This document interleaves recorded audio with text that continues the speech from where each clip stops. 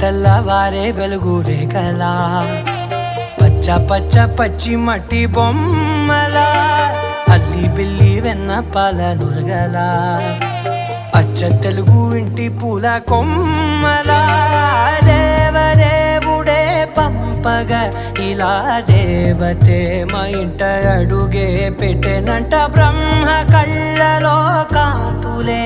మా అమ్మలా మా కోసం మళ్ళీ లాలి పాడేనంట.